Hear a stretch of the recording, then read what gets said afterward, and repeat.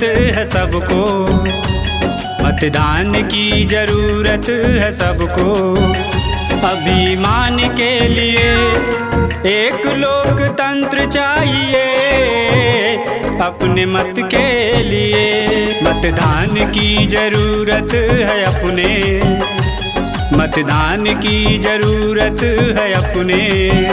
पहचान के लिए एक लोकतंत्र चाहिए, अपने मत के लिए स्वतंत्र लोकतंत्र चाहिए, अपने मत के लिए।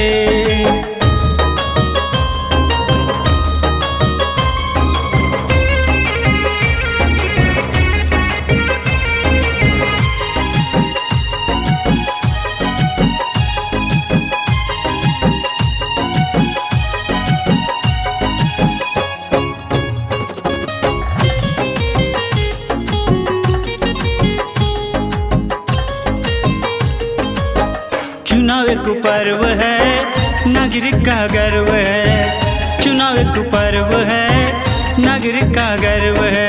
बिना मतदान के नागरिकता अधूरी है।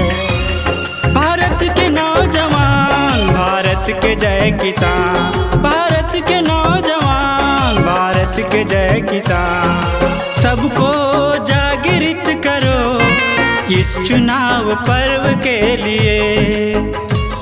मतदान की जरूरत है सबको, मतदान की जरूरत है सबको। उपस्थिति के लिए एक लोकतंत्र चाहिए, अपने मत के लिए स्वतंत्र लोकतंत्र चाहिए, अपने मत के लिए।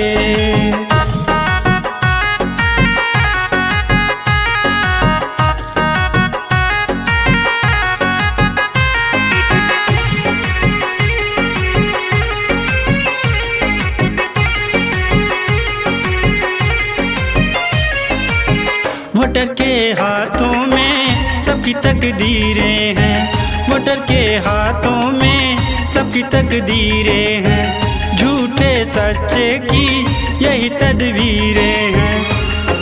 मौका हाथ से निकल न जाए, अपने मत का ताकत दिखाए। भारत का नागरिक वही, मतदान का प्रयोग करो सही। मतदान की जरूरत है सबको, मतदान की जरूरत है सबको।